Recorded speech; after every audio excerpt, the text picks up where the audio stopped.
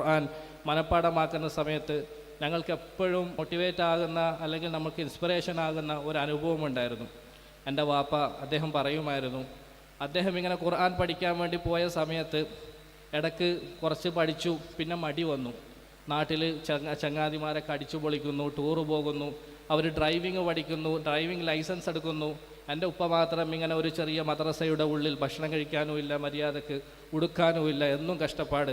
എല്ലാവരെയും പടച്ചല്ല സുഖിക്കാനാക്കി, എന്നെ പടച്ചല്ല ഓതാനാക്കി, എല്ലാവരും സുഖിക്കുന്നു, ഞാൻ മാത്രം ഇങ്ങനെ ഓതി നടക്കും എന്നൊക്കെ പറഞ്ഞ് ശൈത്താനിയത്ത് കയറി വേണ്ടാത്ത ചിന്ത വന്ന് എൻ്റെ വാപ്പ എൻ്റെ ഉപ്പാപ്പാക്ക് ഒരു കത്തെഴുതി, ഉപ്പ ഇനിയും എനിക്കിവിടെ നിന്ന് പഠിക്കാൻ കഴിയില്ല, എനിക്ക് നാട്ടിലേക്ക് വരണം, എൻ്റെ ചങ്ങാതിമാരൊക്കെ ഡ്രൈവിംഗ് ലൈസൻസ് എടുത്തു, എനിക്കും ഡ്രൈവിംഗ് പഠിക്കണം, ഡ്രൈവിംഗ് ലൈസൻസ് എടുക്കണം എന്ന് പറഞ്ഞ് കത്തെഴുതി.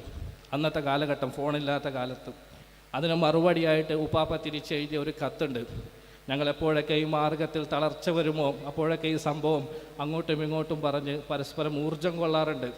ഉപ്പാപ്പ തിരിച്ചെഴുതിയ മറുപടിയിൽ ഇപ്രകാരം എഴുതി. ആദ്യം കുറേ കാര്യങ്ങൾ ഉപദേശിച്ചതിന് ശേഷം പറഞ്ഞു, മോനേടാ നീ ഇപ്പോൾ ഡ്രൈവിംഗ് ലൈസൻസ് എടുക്കണമെന്നല്ലേ പറയുന്നത്, ഡ്രൈവിംഗ് പഠിക്കണമെന്നല്ലേ പറയുന്നത്, മോനേടാ വേണമെങ്കിൽ ഈ വളയം പിടിക്കാൻ, അതായത് ഈ സ്റ്റിയറിങ് പിടിക്കാൻ, ഈ വട്ടത്തിലുള്ള സാധനം പിടിച്ച് അങ്ങോട്ടും ഇങ്ങോട്ടും തിരിക്കാൻ അതെല്ലാവർക്കും പറ്റും. നമ്മുടെ അപ്പുറത്തെ രമേശൻ്റെ മോൻ ദാസൻ, അവനും ഡ്രൈവിംഗ് പഠിച്ചു.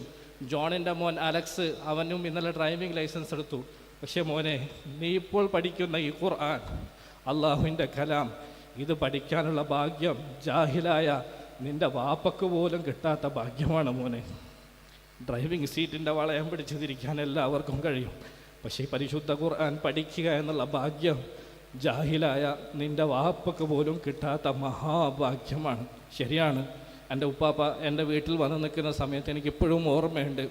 രാവിലെ 3 മണിക്കും 4 മണിക്കുമൊക്കെ അദ്ദേഹം തഹജ്ജുദിന് വേണ്ടി എഴുന്നേൽക്കും, എന്നിട്ട് ദീർഘമായി നിസ്കരിക്കും. പക്ഷേ കൂടുതലൊന്നും ഓതാൻ അറിയില്ല അദ്ദേഹത്തിന്, വയസ്സായ കാലഘട്ടമാകുമ്പോഴും. അവസാനം അദ്ദേഹത്തിന് ആകെ അറിയാകുന്നത് സൂറത്തുർ റഹ്മാനിൻ്റെ ചില വരികളാണ്.